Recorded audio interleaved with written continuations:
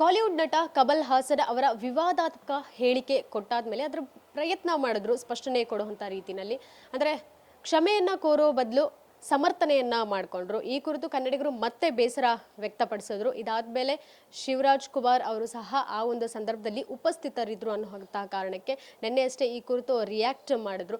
ಕನ್ನಡ ಕನ್ನಡ ಅನ್ನೋದಲ್ಲ, ಅದರ ಅಭಿಮಾನ ನಮಗೆ ಇರಬೇಕು, ನಾನು ಕನ್ನಡಕ್ಕಾಗಿ ಸಾಯ್ತೀನಿ ಅನ್ನುವಂಥ ಒಂದು ರಿಯಾಕ್ಟ್ ಕೂಡ ಮಾಡಿದ್ರು. ಇದಾದ್ಮೇಲೂ ಸಹ ಕನ್ನಡಿಗರಲ್ಲಿ ಇರಬಹುದು, ಜೊತೆಗೆ ಕನ್ನಡ ಚಿತ್ರರಂಗದ ನಟ ನಟಿಯರು ಇರಬಹುದು, ಯಾರಿಗೂ ಸಹ ಸಮಾಧಾನ ಆಗಿಲ್ಲ. ಯಾಕಂತ ಹೇಳಿದ್ರೆ ಕಮಲ್ ಹಾಸನ್ ಅವರು ಅಷ್ಟು ದೊಡ್ಡ ವ್ಯಕ್ತಿ ಆದ್ಮೇಲೆ, ಅಷ್ಟು ತಿಳಿದುವಂಥವರಾದ ಮೇಲೇನು ಸಹ, ಅಷ್ಟು ಪ್ರಬುದ್ಧತೆ ಇದ್ದ ಮೇಲೇನು ಅವರು ಈ ಒಂದು ಹೇಳಿಕೆ ಎಷ್ಟು ಸರಿ, ತಮಿಳಿಂದ ಕನ್ನಡ ಅನ್ನುವಂಥದ್ದು ಹೇಳಿಕೆ ಖಂಡಿತವಾಗ್ಲೂ ನಾವು ಖಂಡಿಸ್ತೀವಿ ಅನ್ನುವಂಥದ್ದನ್ನ ಸಾಮಾಜಿಕ ಜಾಲತಾಣದಲ್ಲಿ ಈಗಾಗಲೇ ನಟ ಜಗ್ಗೇಶ್ ಅವರು ಇರಬಹುದು, ಜೊತೆಗೆ ಪ್ರಥಮ್ ಅವರು ಸಹ, ಶ್ರೀನಾಥ್ ಅವರು, ನಾಗತಿಹಳ್ಳಿ ಚಂದ್ರಶೇಖರ್ ಸರ್ ಸೇರಿದಂತೆ ಹಲವಾರು ನಟ ನಟಿಯರು ಈ ಕುರಿತು ರಿಯಾಕ್ಟ್ ಮಾಡಿರುವಂಥದ್ದು.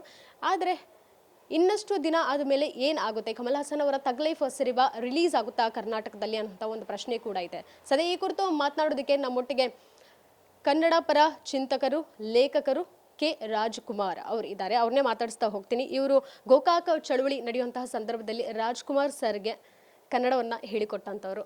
ಸರ್ ನಮಸ್ತೆ.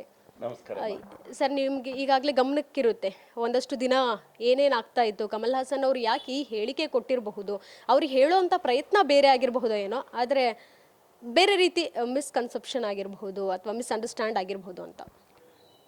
ತಮಿಳರ ಮೆದುಳು ತೊಳೆ ಕಾರ್ಯಕ್ರಮ ಅಂದರೆ ಬ್ರೈನ್ ವಾಶ್ ಅನ್ನುವಂಥದ್ದು ಎಳವೆಯಿಂದಲೇ ಆಗಿರುತ್ತೆ. ಅಂದರೆ ಪ್ರಾಥಮಿಕ ಶಾಲೆಗಳಲ್ಲಿ ಓದೋವಾಗಲೇ ಅವರಿಗೆ ಶ್ರೇಷ್ಠತೆಯ ವ್ಯಸನವನ್ನು ತುಂಬಿಡ್ತಾರೆ.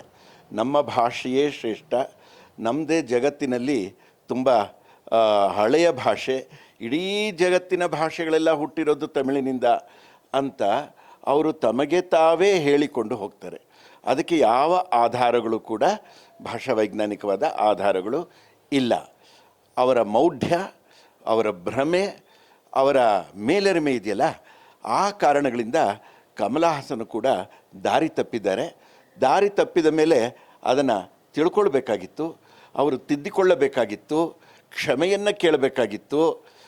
ಆದರೆ ಹಾಗೆ ಮಾಡದೆ ಅವರು ಸಮರ್ಥನೆಯನ್ನು ಕೊಟ್ಕೊಂಡಿದ್ದಾರೆ. ಪ್ರೀತಿ ಕ್ಷಮೆಯನ್ನು ಕೇಳೋದಿಲ್ಲ ಅಂತ ಹೇಳಿದ್ದಾರೆ. ಪ್ರೀತಿಯಲ್ಲ, ಎರಡು ಭಾಷಿಕ ಸಮುದಾಯಗಳ ನಡುವೆ ಇರುವಂತಹ ಸಾಮರಸ್ಯವನ್ನು ಅವರು ಕೆಡಿಸ್ತಾ ಇದ್ದಾರೆ. ಆ ಸಾಮರಸ್ಯದ ಕೊಂಡಿಗಳನ್ನು ಸಡಿಲ ಮಾಡಿದ್ದಾರೆ. ಇಲ್ಲಿ ಒಂದು ರೀತಿಯ ಕ್ಷೋಭೆಯನ್ನು ಉಂಟು ಮಾಡಿದ್ದಾರೆ. ಕಲಾವಿದ ಕ್ಷೋಭೆಯನ್ನು ಉಂಟು ಮಾಡಬಾರ್ದು, ಶಾಂತಿಯನ್ನು ಅವನು ಸ್ಥಾಪಿಸಬೇಕು, ಶಾಂತಿ ದೂತನಾಗಬೇಕು. ಅದನ್ನು ಬಿಟ್ಟು ಅವರು ತಮ್ಮದೇ ಸರಿ ಅನ್ನುವ ನಿಲುವನ್ನು ತಳೆದಿದ್ದಾರೆ. ರಾಜಕಾರಣಿಗಳು ಕನ್ನಡದ ಬಗ್ಗೆ ಮಾತನಾಡಬಾರ್ದು ಅಂತ ಹೇಳ್ತಾರೆ, ಭಾಷೆ ಬಗ್ಗೆ ಮಾತನಾಡಬಾರ್ದು ಅಂತಾರೆ. ಕಲಾವಿದರೆಲ್ಲ, ಒಬ್ಬ ನಟ ಕೂಡ ಮಾತನಾಡಬಾರ್ದು ಕನ್ನಡದ ಬಗ್ಗೆ ಅಥವಾ ತಮಿಳಿನ ಬಗ್ಗೆ. ಮಾತನಾಡುವ ಅರ್ಹತೆ ಇರುವಂಥದ್ದು ಲೇಖಕರಿಗೆ, ಮಿಗಿಲಾಗಿ ಭಾಷಾ ವಿಜ್ಞಾನಿಗಳಿಗೆ. ಹಾಗಾಗಿ ಕಮಲ ಹಾಸನ್ ಅವರ ನಡೆ ಖಂಡನಾರ್ಹ. ಅವರು ಕನ್ನಡಿಗರ ಕ್ಷಮೆಯನ್ನು ಕೇಳಬೇಕು.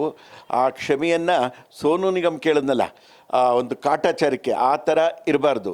ತೆರೆದ ಮನಸ್ಸಿನಿಂದ ಆಗಿರುವ ತಪ್ಪನ್ನು ಅವರು ಒಪ್ಪಿಕೊಳ್ಳಬೇಕು. ಆಮೇಲೆ ಆ ಭ್ರಮೆಗಳನ್ನು ಅನಾವರಣಗೊಳಿಸ್ಕೊಂಡು ತಮಿಳು ಕೂಡ ಕನ್ನಡದ ಹಾಗೆ ಒಂದು ಭಾಷೆ ಅಂತ ಆ ತಿಳುವಳಿಕೆ ಅವರಲ್ಲಿ ಮೂಡಬೇಕು. ಕಮಲ ಹಾಸನ್ ಈ ದೇಶ ಕಂಡ ಶ್ರೇಷ್ಠ ನಟರಲ್ಲಿ ಒಬ್ಬ, ಇಲ್ಲ ಅಂತಲ್ಲ. ಆದರೆ ಆ ಒಂದು ಕಾರಣಕ್ಕೆ ತಾನು ಏನು ಬೇಕಾದರೂ ಹೇಳಬಹುದು, ತಾನು ಹೇಳಿದ್ದೆಲ್ಲ ಸರಿ ಅನ್ನುವ ಭಾವನೆ ಇಟ್ಕೋಬಾರ್ದು.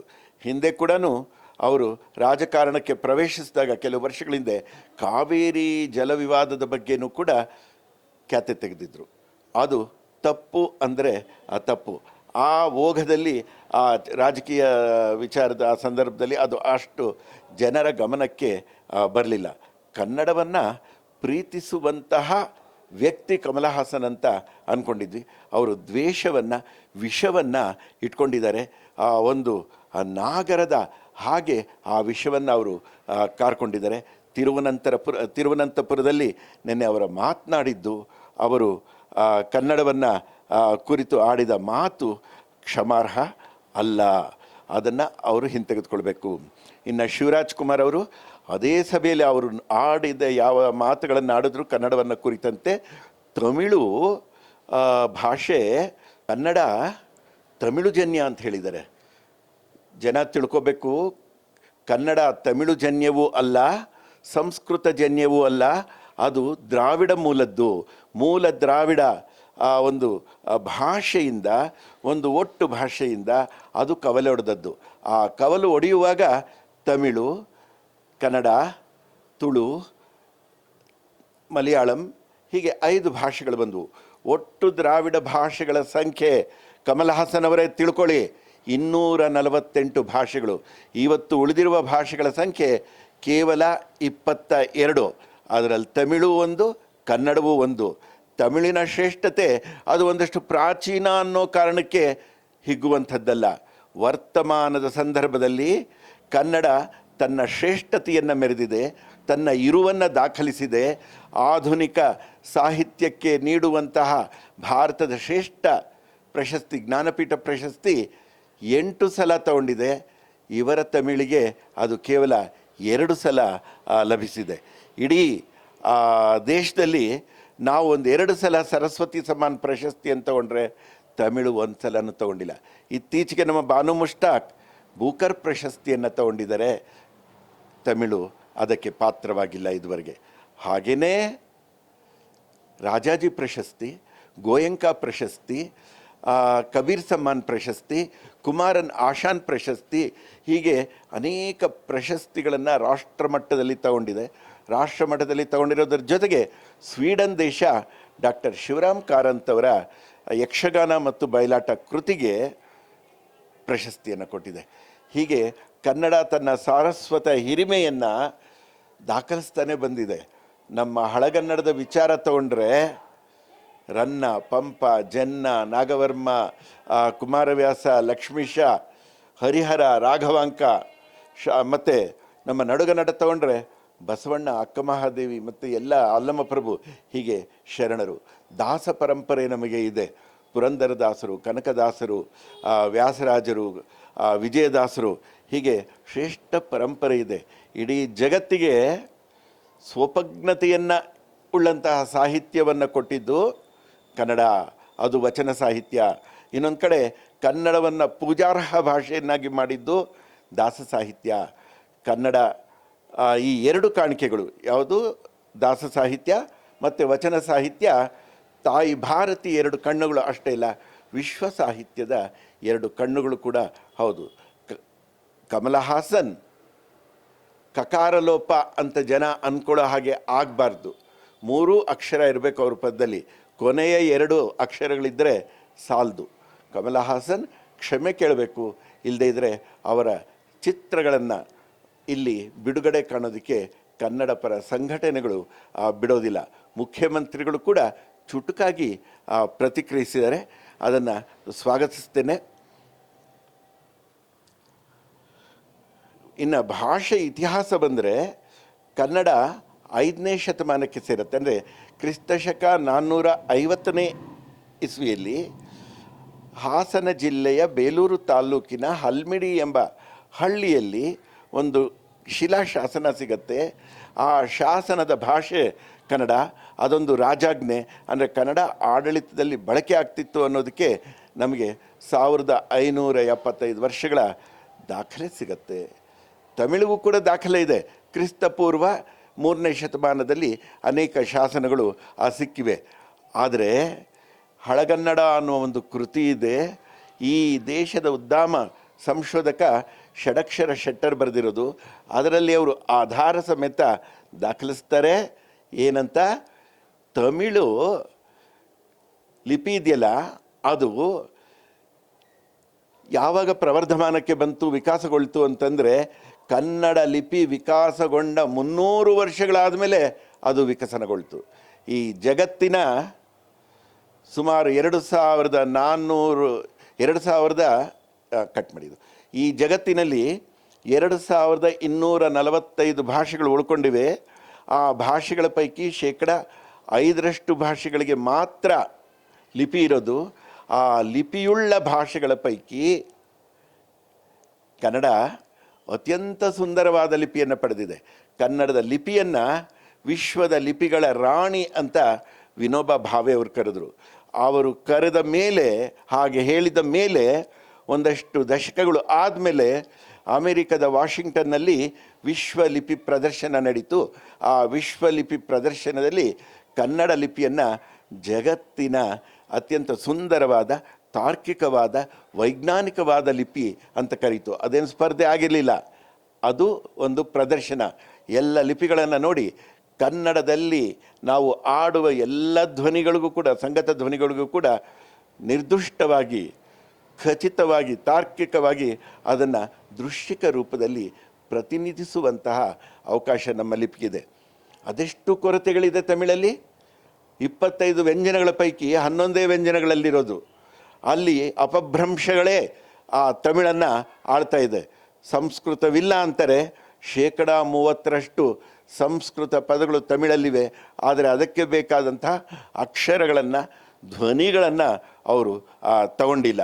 ಆ ದೃಶ್ಯಿಕ ಸಂಕೇತಗಳನ್ನು ತಗೊಳ್ಳದೆ ಅದು ಒಂದು ವಿಕಲಚೇತನದಂತೆ ನಮಗೆ ದೃಶ್ಯಿಕ ಸಂಕೇತಗಳು ಅಂದರೆ ಲಿಪಿಯನ್ನು ತಗೊಳ್ಳದೆ, ಅಕ್ಷರಗಳನ್ನು ತಗೊಳ್ಳದೆ ತಮಿಳು ತಪ್ಪು ಮಾಡಿದೆ. ಹಾಗಾಗಿ ಕನ್ನಡವನ್ನು ಓದ್ದಷ್ಟು ಖಚಿತವಾಗಿ, ನಿರ್ದುಷ್ಟವಾಗಿ ತಮಿಳನ್ನು ಓದೋಕ್ಕೆ ಆಗೋದಿಲ್ಲ. ತಮಿಳು ನಮಗೆ ಒಂದು ವಿಕಲಚೇತನದಂತೆ ಕಾಣುತ್ತೆ ಆ ದೃಷ್ಟಿಯಿಂದ. ಇನ್ನು ಒಂದು ವಿಷಯವನ್ನು ನಾನು ಹೇಳಲೇಬೇಕು. ಭಾಷಿಕ ದೃಷ್ಟಿಯಿಂದ ಕನ್ನಡ ಮತ್ತು ತಮಿಳು ಹತ್ತಿರದಲ್ಲಿವೆ. ವ್ಯಾಕರಣ, ರಚನೆ, ಹಳಗನ್ನಡವನ್ನು ನೋಡಿದ್ರೆ ಅದು ಕನ್ನಡ ಮತ್ತು ತಮಿಳು ಒಂದು ಅನ್ನುವ ಭಾವನೆಯನ್ನು ಮೂಡಿಸುತ್ತೆ. ಅಂದರೆ ಪರಸ್ಪರ ಅಲ್ಲಿ ಕೆಲವು ಹೊಂದಾಣಿಕೆಗಳು, ಹೋಲಿಕೆಗಳು ಇವೆ, ಹತ್ತಿರ ಇವೆ. ಆದರೆ ಬಹಳಷ್ಟು ಜನ ತೆಲುಗು ಮತ್ತು ಕನ್ನಡವನ್ನು ಹತ್ತಿರದ ಭಾಷೆಗಳು ಅಂತ ಅಂದ್ಕೊಳ್ತಾರೆ. ಕನ್ನಡ ಮತ್ತು ತೆಲುಗು ಲಿಪಿ ಅದರಲ್ಲಿ ಹೋಲಿಕೆಗಳಿವೆ, ಅವೆರಡೂ ಕೂಡ ಒಂದೇ ಅಂತ ಅನಿಸುತ್ತೆ. ಅದರಲ್ಲಿ ಹೆಚ್ಚು ಬದಲಾವಣೆಗಳು ಇಲ್ಲ. ಆದರೆ ಲಿಪಿಯನ್ನು ನೋಡಿ ನಾವು ಭಾಷೆಗಳೆರಡು ಹತ್ತಿರ ಅನ್ನಬಾರ್ದು. ತಮಿಳು, ಕನ್ನಡ ಹತ್ತಿರದ ಭಾಷೆಗಳು. ಆದರೆ ತಮಿಳು ಕನ್ನಡಕ್ಕೆ ತಾಯಿ ಭಾಷೆ ಖಂಡಿತ ಅಲ್ಲ. ತಮಿಳಿಗಿಂತ ಪದಸಂಪತ್ತಿನಲ್ಲಿ ಕನ್ನಡ ವಿಪುಲವಾಗಿದೆ, ಶ್ರೇಷ್ಠವಾಗಿದೆ. ನಾನು 30 ವರ್ಷಗಳ ಹಿಂದೆ, 27 ವರ್ಷಗಳ ಹಿಂದೆ ತಮಿಳುನಾಡಿಗೆ 3 ಹಂತಗಳಲ್ಲಿ ಹೋಗಿ ಕ್ಷೇತ್ರ ಕಾರ್ಯ ಮಾಡಿದ್ದೇನೆ. ಅದು ಪ್ರಭುತ್ವ ತಮಿಳನ್ನು ಹೇಗೆ ಕಾಣ್ತಾ ಇದೆ, ಆಡಳಿತದಲ್ಲಿ, ಶಿಕ್ಷಣದಲ್ಲಿ ಮತ್ತು ಸಮೂಹ ಮಾಧ್ಯಮಗಳಲ್ಲಿ ಅದನ್ನು ಬಳಸಲಿಕ್ಕೆ ಏನೆಲ್ಲ ಕ್ರಮಗಳನ್ನು ತಗೊಂಡಿದೆ, ಪ್ರಜೆಗಳ ಪ್ರತಿಕ್ರಿಯೆ ಏನು ಅದಕ್ಕೆ ಅನ್ನೋದನ್ನು ನಾನು ಶಾಸ್ತ್ರೀಯವಾಗಿ ಶೈಕ್ಷಣಿಕ ಚೌಕಟ್ಟಿನಲ್ಲಿ ನಾನು ಅಧ್ಯಯನ ಮಾಡಿದ್ದೇನೆ. ತಮಿಳು ಅನ್ನುವಂಥದ್ದು ನಾಮಫಲಕಗಳಲ್ಲಿ ಇರುತ್ತೆ, ಕಚೇರಿಗಳ ಕಡತಗಳಲ್ಲಿ ಇಲ್ಲ. ಆಡಳಿತದಲ್ಲಿ ತಮಿಳು ಅಲ್ಲಿ ಇಲ್ಲ. ಆ ಬಗ್ಗೆ ಕಮಲ ಹಾಸನ್ ಯೋಚನೆ ಮಾಡಲಿ. ಇನ್ನು ಶಿವರಾಜ್ ಕುಮಾರ್ ಅವರು ಕನ್ನಡಕ್ಕಾಗಿ ಹೋರಾಡ್ತೇನೆ, ಕನ್ನಡಕ್ಕಾಗಿ ಬೇಕಾದರೆ ಪ್ರಾಣ ಕೊಡ್ತೇನೆ ಅಂತ ಹೇಳಿದ್ದಾರೆ. ಇದು ತೆರೆಯ ಮೇಲಿನ ಸಂಭಾಷಣೆ ಆಗಬಾರ್ದು. ಅವರು ಮೊದಲು ಮಾಡಬೇಕಾಗಿರೋದು ಅಂತಂದರೆ ಕನ್ನಡದಲ್ಲಿ ಅನಗತ್ಯವಾಗಿ ಅತಿ ಹೆಚ್ಚು ಆಂಗ್ಲ ಪದಗಳನ್ನು ಅವರು ಬಳಸ್ತಾರೆ. ಮಡಿವಂತಿಕೆ ಬೇಕಾಗಿಲ್ಲ ಭಾಷೆಯನ್ನು ಬಳಸುವಾಗ, ಆದರೆ ಅವರು ಅತಿ ಹೆಚ್ಚು ಆಂಗ್ಲ ಪದಗಳನ್ನು ಬಳಸ್ತಾರೆ. ಅದನ್ನು ನಿವಾರಿಸಿಕೊಳ್ಳಿ. ಕಮಲ ಹಾಸನನ್ನು ಸಮರ್ಥಿಸಿಕೊಳ್ಳುವ ಸಂದರ್ಭದಲ್ಲಿ ಕನ್ನಡದ ಹೋರಾಟವನ್ನು, ಕನ್ನಡದ ಹೋರಾಟಗಾರರನ್ನು, ಕನ್ನಡದ ಆಂದೋಲನಕಾರರನ್ನು, ಒಟ್ಟು ಕನ್ನಡದ ಬಗ್ಗೆ ತಮ್ಮ ನಿಷ್ಠೆಯನ್ನು ಪ್ರದರ್ಶಿಸುವ ಜನರ ಬಗ್ಗೆ ತುಂಬ ಅವಹೇಳನಕಾರಿಯಾಗಿ ಮಾತನಾಡಿದ್ದಾರೆ. ಅವರು ತಮ್ಮ ತಪ್ಪನ್ನು ತಿದ್ದಿಕೊಳ್ಳಬೇಕು. ಅವರು ತಂದೆಗೆ ತಕ್ಕ ಮಗ ಅಂತ ಅನ್ನಿಸ್ಕೊಳ್ಬೇಕು ಅಂತ ನಾನು ಬಯಸ್ತೇನೆ. ಶಿವರಾಜ್ ಕುಮಾರ್ ಅವರು ಬೇರೆ ಭಾಷೆಗಳು ನಟಿಸ್ತಿದ್ದಾರೆ, ಅದೆಲ್ಲ ಇಲ್ಲಿ ಬೇಡ. ಆದರೆ ಕನ್ನಡದ ಬಗ್ಗೆ ಮಾತನಾಡಿದವರಿಗೆ, ಕನ್ನಡದ ಪರ ನಿಂತವರಿಗೆ ಅವರು ಕಮಲ ಹಾಸನ್ ಪರ ವಾದ ಮಂಡಿಸ್ತಾರೆ, ವಕೀಲಿಕೆ ವಹಿಸ್ತಾರೆ ಅನ್ನೋದು ಅಕ್ಷಮ್ಯ. ನಮ್ಮ ಬುದ್ಧಿಯನ್ನು, ನಮ್ಮ ಪಾಂಡಿತ್ಯವನ್ನು ನಾವು ಬಳಸಬೇಕಾಗಿರೋದು ನಮ್ಮ ನೆಲದ ನುಡಿಯ ಪರವಾಗಿ. ಯಾಕೆಂದರೆ ಕನ್ನಡ ಈ ನೆಲದ ಬಹುಸಂಖ್ಯಾತರ ಭಾಷೆ. ಇಲ್ಲಿನ ಕೋಟಿ ಕೋಟಿ ಕನ್ನಡಿಗರ ಕೊರಳ ಧ್ವನಿ ಕನ್ನಡ. ಕನ್ನಡ ಭಾಷೆಗೆ ಶಾಸ್ತ್ರೀಯ ಸ್ಥಾನಮಾನ ಸಿಕ್ಕಿದೆ. ಈ ಜಗತ್ತಿನಲ್ಲಿ ಕೈ ಬೆರಳೆಣಿಕೆಯಷ್ಟು ಶಾಸ್ತ್ರೀಯ ಭಾಷೆಗಳಿರೋದು ಬಹುಭಾಷಾ ಪರಿಸರದಲ್ಲಿರುವ ಕನ್ನಡಕ್ಕೆ ಆ ಸ್ಥಾನ ಸಿಕ್ಕಿದೆ. ಆ ಸ್ಥಾನ ಸಿಗಬಾರ್ದು ಅಂಥೇಳಿ ತಮಿಳು ತಮಿಳರು ಇನ್ನಿಲ್ಲದಷ್ಟು ಕುತಂತ್ರಗಳನ್ನು ಮಾಡಿದ್ರು. ಅಲ್ಲಿನ ರಾಜಕಾರಣಿಗಳು ಕೇಂದ್ರಕ್ಕೆ ಪತ್ರ ಬರೆದರು. ಕೇಂದ್ರ ಸರ್ಕಾರಕ್ಕೆ ಅವರು UPA ಸರ್ಕಾರಕ್ಕೆ ಬೆಂಬಲ ನೀಡುವಾಗ ಕನ್ನಡಕ್ಕೆ ಶಾಸ್ತ್ರೀಯ ಸ್ಥಾನಮಾನ ಕೊಡಬಾರದು ಅಂತ ಒಂದು ಷರತ್ತನ್ನು ಹೇರಿದ್ರು. ನಾವು ಕೋರ್ಟಿಗೆ ಹೋಗಿ ಅದನ್ನು ತಗೊಳ್ಬೇಕಾಗಿ ಬಂತು. ಇವತ್ತೂ ಕೂಡ ಕನ್ನಡಿಗರ ಮೇಲೆ ತಮಿಳರು ಕತ್ತಿಯನ್ನು ಮಸೀತಾ ಇದ್ದಾರೆ. ಶಬ್ದಮಣಿ ದರ್ಪಣದಲ್ಲೇ ಕೇಶಿರಾಜ ಹೇಳ್ತಾನೆ, ತಮಿಳರು ಕಾವೇರಿಯ ನೀರನ್ನು ಸಾಲ ತಗೊಂಡ್ರೋ ಅಥವಾ ಕೊಂಡ್ಕೊಂಡ್ರೋ ಅನ್ನುವ ಮಾತನ್ನು ಶಬ್ದಮಣಿ ದರ್ಪಣದಲ್ಲಿ ಅವನು ಆಡ್ತಾನೆ. ಬಹಳ ಶ್ರೇಷ್ಠ ವಿದ್ವಾಂಸರು ತಮಿಳರವರು. ಒಬ್ಬ ವಿದ್ವಾಂಸರು ಅವರು ಐರಾವತಂ ಮಹಾದೇವನ್ ಅಂತ ಅವರು ದಾಖಲಿಸ್ತಾರೆ. ಕ್ರಿಸ್ತಪೂರ್ವ 1 ಮತ್ತು 2ನೇ ಶತಮಾನದ ತಮಿಳು ಶಾಸನಗಳಲ್ಲಿ ಆ ಅಕ್ಷರಗಳನ್ನು, ಆ ವಾಕ್ಯಗಳನ್ನು ನೋಡಿದ್ರೆ ಕನ್ನಡದ ವಿಭಕ್ತಿ ಪ್ರತ್ಯಯಗಳ ಪ್ರಭಾವ ಅದರ ಮೇಲಿದೆ. ಕನ್ನಡದ ಬರವಣಿಗೆಯ ಪ್ರಭಾವ ತಮಿಳಿನ ಮೇಲೆ ಆಗಲೇ ಬಿದ್ದಿದೆ ಅಂತ ಹೇಳ್ತಾರೆ. ಹಾಗಾಗಿ ಭಾಷೆಗಳಲ್ಲಿ ಕೊಡುವ ಒಂದು ಪರಂಪರೆ ಇರುತ್ತೆ. ಕಲಾವಿದರು ಭೇದವನ್ನು ಉಂಟು ಮಾಡದೆ, ಅದರಲ್ಲಿರುವ ಭಿನ್ನತೆಯನ್ನು ಮುಂದೆ ಮಾಡದೆ, ಒಗ್ಗೂಡಿಸಿಕೊಂಡು ಹೋಗುವ, ಒಟ್ಟಿಗೆ ಕರೆದುಕೊಂಡು ಹೋಗುವ ಕೆಲಸವನ್ನು ಅವರು ಮಾಡಬೇಕಾಗತ್ತೆ. ಕಮಲ ಹಾಸನ್ ಮನೆ ಮುರುಕನಾಗಬಾರ್ದು, ಒಗ್ಗೂಡಿಸುವಂಥ ಕೆಲಸ ಕಮಲ್ ಅವರಿಂದ ಆಗಲಿ. ಅವರ ಬಗ್ಗೆ ನಮಗೆ ಒಬ್ಬ ಕಲಾವಿದ ಅನ್ನುವ ಗೌರವ ಇತ್ತು. ಆ ಗೌರವವನ್ನು ಅವರು ಕಳ್ಕೊಳ್ಬಾರ್ದು, ಉಳಿಸ್ಕೊಳ್ಬೇಕು. ಅವರು ರಾಜಕಾರಣಿ ಆಗ್ತಿದ್ದಾರೆ. ಮುಂದಿನ ತಿಂಗಳು ಆಗುವ ಎಲ್ಲ ಸಾಧ್ಯತೆಗಳು ಇವೆ. ನಮ್ಮ ಸಂಸದರಾಗಲಿದ್ದಾರೆ. ಅಂತಹ ಸಂದರ್ಭದಲ್ಲಿ ಇಂತಹ ವಿವಾದಾಸ್ಪದ ಹೇಳಿಕೆಯ ಮೂಲಕ ತನ್ನನ್ನು ತಾನು ಪ್ರತಿಷ್ಠಾಪಿಸಿಕೊಳ್ಳೋದು ಸಲ್ಲದು. ಅದನ್ನು ಬಿಟ್ಟು ರಚನಾತ್ಮಕವಾದ ಕೆಲಸಗಳಿಗೆ, ಕಾರ್ಯಗಳಿಗೆ ಅವರು ಮುಂತೊಡಗಲಿ ಅಂತ ನಾನು ಹೇಳಲಿಕ್ಕೆ ಬಯಸ್ತೇನೆ. ನಮಸ್ಕಾರ. ಸರ್, ಇತಿಹಾಸ ತಜ್ಞ ಉಳ್ಳವರು ಇದ್ರ ಬಗ್ಗೆ ಎಲ್ರಿಗೂ ಗೊತ್ತಿರುತ್ತೆ ಅನ್ನೋವಂಥದ್ದು ಹೇಳಿಕೆ ಅವ್ರದ್ದಾಗಿರೋವಂಥದ್ದು. ಅಂದರೆ ರಾಜಕಾರಣಿಗಳಿಗೂ ಸಹ ಇದ್ರ ಬಗ್ಗೆ ಮಾತಾಡೋವಂಥ ಅರ್ಹತೆ ಇಲ್ಲ, ನನ್ನನ್ನು ಸೇರಿಸಿ ಅನ್ನೋವಂಥದ್ದು ಅವರ ಸ್ಟೇಟ್ಮೆಂಟ್. ಇತಿಹಾಸಕಾರರಿಗೂ ಕೂಡ ಭಾಷಾ ವಿಜ್ಞಾನ ಗೊತ್ತಿರಲ್ಲ. ಈ ನಾಡಿನಲ್ಲಿ ಎಷ್ಟು ರಕ್ತ ತರ್ಪಣಗಳು ನಡೆದಿವೆ, ಈ ನಾಡಿನ ರಕ್ತ ಚರಿತ್ರೆಯನ್ನು ಯಾವ ಅರಸ ಆಳದ, ಈ ಥರದ ವಿಚಾರಗಳನ್ನು ದಾಖಲಿಸುವಂಥದ್ದು ಇತಿಹಾಸಕಾರರ ಕೆಲಸ. ಭಾಷಾ ವಿಜ್ಞಾನಿಗಳು ಅಂದರೆ ಲಿಂಗ್ವಿಸ್ಟ್, ಸಾಹಿತಿಗಳು, ಇವರಿಗೆ ಭಾಷೆಯ ಚರಿತ್ರೆ ಗೊತ್ತಿರುತ್ತೆ. ಅವರು ಅಧ್ಯಯನ ಮಾಡಿರ್ತಾರೆ. ಕಮಲ ಹಾಸನ್ ವಿಜ್ಞಾನಿಯೂ ಅಲ್ಲ, ಭಾಷಾ ವಿಜ್ಞಾನಿಯೂ ಅಲ್ಲ, ಇತಿಹಾಸಕಾರನೂ ಅಲ್ಲ. ಅವರಿಗೆ ಯಾರಾದರೂ ಹೇಳಿದರೆ ಅಂತಹ ಪೊಳ್ಳು ಇತಿಹಾಸಕಾರರನ್ನು ನಂಬದೆ ಬೇಕಾದರೆ ಒಂದು ಸಾರ್ವಜನಿಕ ಚರ್ಚೆಗೆ ಬೆಂಗಳೂರಿನಲ್ಲಿ ಅವರು ಬರಲಿ. ಅವರು ಬಂದಾಗ ಅವ್ರ ಕಡೆ ವಿದ್ವಾಂಸರು ಕೂರಲಿ, ನಮ್ಮ ಕಡೆ ವಿದ್ವಾಂಸರು ನಾವು ಕೂರಿಸೋಣ, ಒಂದು ಚರ್ಚೆ ನಡೀಲಿ. ಇದು ಆಗಾಗ ಈ ರೀತಿಯ ಪ್ರಶ್ನೆ ಮಾತಾಡಬಾರ್ದು.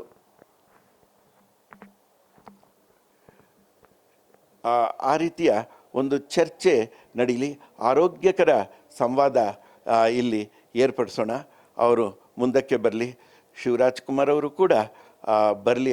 ಇದಕ್ಕೆ ಪ್ರಶ್ನೆಗಳನ್ನು ಅವರನ್ನು ಕೂಡ ನಾವು ಪ್ರಶ್ನಿಸುವ ಅಗತ್ಯ ಇದೆ. ಆ ರೀತಿಯ ಸಂದರ್ಭ ಬಂದಿದೆ. ಹಾಗಾಗಿ ಭಾಷೆಯ ವಿಚಾರವನ್ನು ನಾವು ಭಾಷಾ ವಿಜ್ಞಾನಿಗಳಿಗೆ, ಭಾಷಾ ತಜ್ಞರಿಗೆ ಬಿಡಬೇಕಾಗತ್ತೆ. ಇತಿಹಾಸಕಾರರಿಗೆ ಅಲ್ಲ, ರಾಜಕಾರಣಿಗಳಿಗೂ ಅಲ್ಲ, ಆದರೆ ಕಲಾವಿದರಿಗಂತೂ ಅಲ್ಲವೇ ಅಲ್ಲ. ಸಹ ಗೋಕಾಕ್ ಚಳವಳಿಯಲ್ಲಿ ಭಾಗಿಯಾಗಿದೆ. ರಾಜ್ಕುಮಾರ್ ಸರ್ಗೆ ಕನ್ನಡ ಅಭಿಮಾನ ಸಾಕಷ್ಟಿದೆ. ಯಾಕಂದರೆ ಕನ್ನಡ ಸಿನಿಮಾಗಳನ್ನು ಆ ಒಂದು ಕೊಡುಗೆ ಕನ್ನಡ ಚಿತ್ರರಂಗಕ್ಕೆ ಕೊಟ್ಟು ಪಿಲ್ಲರ್ ಆಗಿ ಆ ಒಂದು ಬುನಾದಿ ಹಾಕಿ ಹೋದರು. ಸೊ ಗೋಕಾಕ್ ಚಳವಳಿ ನೀವು ಅವ್ರಿಗೆ ಕನ್ನಡ ಹೇಳ್ಕೊಡ್ತಿದ್ರಂತೆ, ಹೇಗೆ ಅದರ ಒಡನಾಟ ಹೇಳ್ಕೊಡೋದ? ರಾಜ್ಕುಮಾರ್ ಲಾಲಿಸಿದರೆ ಮಗು, ಪೂಜಿಸಿದರೆ ದೇವರು. ಅವರ ಗ್ರಹಣ ಶಕ್ತಿ ತುಂಬ ಸೂಕ್ಷ್ಮವಾಗಿತ್ತು, ತೀವ್ರವಾಗಿತ್ತು.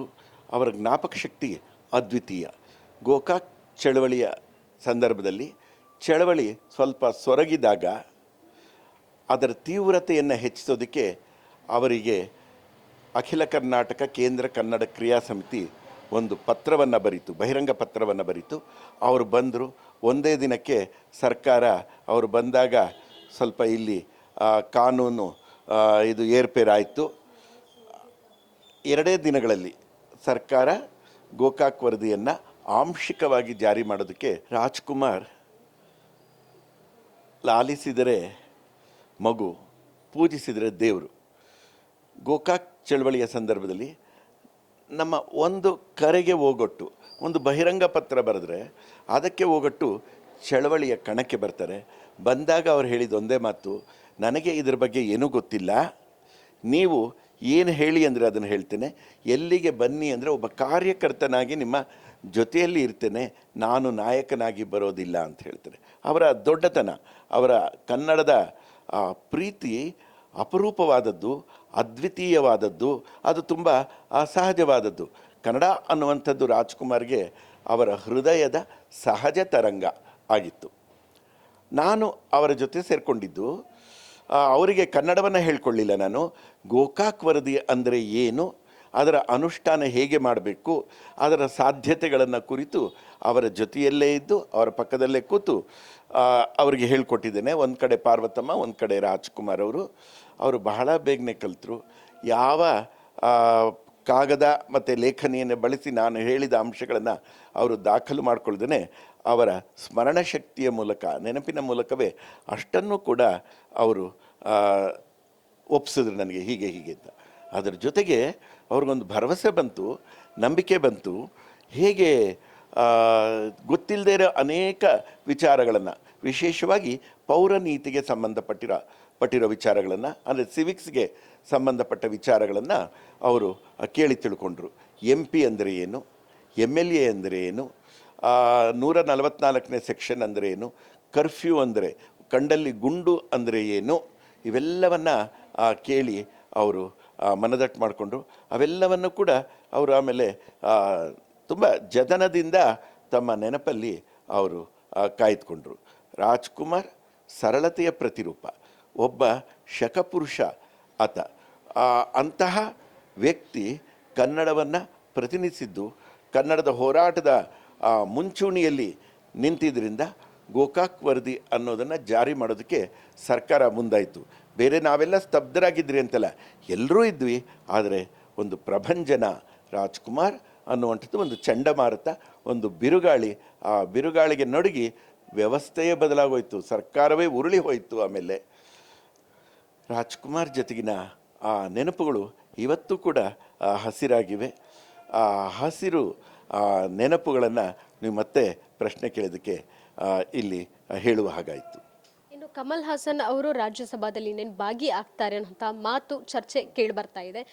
ಇದಕ್ಕೂ ಮೊದಲೇ ಅವರು ವಿವಾದಾತ್ಮಕ ಹೇಳಿಕೆ ಕೊಟ್ಟಿರುವಂಥದ್ದು, ಅಂದರೆ ಏನು ಒಂದು ರೀತಿಯಲ್ಲಿ ಕಾಂಟ್ರವರ್ಸಿ ಕ್ರಿಯೇಟ್ ಮಾಡಿ ಸೌಂಡ್ ಮಾಡಬೇಕು ಅನ್ನೋವಂಥದ್ದು ಅವ್ರದ್ದು ಒಂದು ಥಿಂಕಿಂಗ್ ಇರಬಹುದಾ ಅಂತ, ಮನಸ್ಥಿತಿ ಆಗಿರಬಹುದಾ ಅಂತ. ಯಾಕಂದರೆ ಸಿನಿಮಾ ಪ್ರಚಾರದ ವೇಳೆ ಈ ಹೇಳಿಕೆ ಕೊಡುವಂತಹ ಅವಶ್ಯಕತೆನೇ ಇರಲಿಲ್ಲ, ತಮಿಳಿಂದ ಕನ್ನಡ ಅನ್ನುವಂಥದ್ದು ಇರಲೇ ಇಲ್ಲ, ಆದ್ರೂ ಸಹ ಹೇಳಿದ್ರು. ಕಮಲ ಹಾಸನ್ ತನಗೆ ತಾನೇ ಶ್ರೇಷ್ಠ, ಜ್ಞಾನ ಶಿಖರದ ತುತ್ತ ತುದಿಯಲ್ಲಿ ತಾನಿದ್ದೇನೆ, ತಾನು ಏನು ಹೇಳಿದರೂ ಅದು ನಿಜ, ತಾನು ನಂಬಿರೋದೆಲ್ಲ ಸತ್ಯ ಅಂತ ತಿಳ್ಕೊಂಡಿದ್ದಾರೆ. ಅಂದರೆ ದೊಡ್ಡ ಭ್ರಮೆಗಳಷ್ಟೇ ಭ್ರಮಾಧೀನರಾಗಿದ್ದಾರೆ. ರಾಜ್ಯಸಭಾ ಸದಸ್ಯರಾದರೆ ಅಲ್ಲಿ ಮಾತನಾಡಿದರೆ ಈ ಮಾತು ಉತ್ತರ ಕೊಡೋದಕ್ಕೆ 245 ಅಲ್ಲಿ ಸಂಖ್ಯೆ ಇರೋದು, 244 ಜನ ಇರ್ತಿದ್ರು. ಇಲ್ಲಿ ಯಾವುದೋ ಒಂದು ಚಲನಚಿತ್ರ ಕಾರ್ಯಕ್ರಮದಲ್ಲಿ, ಸಮಾರಂಭದಲ್ಲಿ ಹೇಳ್ತಾರೆ. ಶಿವರಾಜ್ಕುಮಾರ್ ಅದನ್ನು ಕೇಳಿಕೊಂಡು ಧನ್ಯತಾ ಭಾವವನ್ನು, ಸಂತೋಷವನ್ನು ಅವರು ಅನುಭವಿಸಿದ್ದಾರೆ. ಕಮಲ್ ಈ ನಡೆ ಸರಿ ಇಲ್ಲ. ಅವರು ರಾಜ್ಯಸಭೆಗೆ ಹೋಗೋದು ನಿಶ್ಚಿತವಾಗಿದೆ. ಆದರೆ ಹೋಗಿ ಅವರು ಅದು ಮೇಲಿನ ಮನೆ, ಬುದ್ಧಿವಂತರಿರುವ ಜಾಗ ಅಂತ ಅನ್ನಿಸ್ಕೊಳ್ಳುತ್ತೆ. ಅದರ ಹಿರಿಮೆಯನ್ನು, ಅದರ ಗರಿಮೆಯನ್ನು ಹೆಚ್ಚಿಸುವಂತಹ ಕೆಲಸ ಮಾಡಲಿ. ಅಲ್ಲಿ ಮತ್ತಷ್ಟು ಮಲವನ್ನು ಅವರು ತುಂಬದೇ ಇರಲಿ. ನಿರ್ಮಲವಾದ ರಾಜ್ಯಸಭೆಯನ್ನು ಕೂಡ ಈ ರೀತಿಯ ಮಾತುಗಳಿಂದ ಕೆಡಿಸದೆ, ಹೊಲಸು ಮಾಡದೆ ಇರಲಿ. ಧನ್ಯವಾದಗಳು ಸರ್, ಇಷ್ಟೊತ್ತು ಮಾಹಿತಿಯನ್ನು ಹಂಚ್ಕೊಳ್ಳೋದಕ್ಕೆ. ಜೊತೆಗೆ ಕನ್ನಡದ ಬಗ್ಗೆ ಒಂದಷ್ಟು ಇತಿಹಾಸ ಸಹ ನೀವು ನಮಗೆ ಹೇಳ್ಕೊಟ್ರಿ. Thank you. ನಮಸ್ಕಾರ. ಗ್ಯಾರಂಟಿ TV ಯಶೋ ಪಥದಲ್ಲಿ ನಡೀತಾ ಇದೆ. ಈ ಪಥದಲ್ಲಿ ಅದರ ಹೆಜ್ಜೆಗಳು ಮತ್ತಷ್ಟು ದೃಢವಾಗಲಿ, ಮತ್ತೆ ಮುಂದಕ್ಕೆ ಅದು ಸಾಗಲಿ.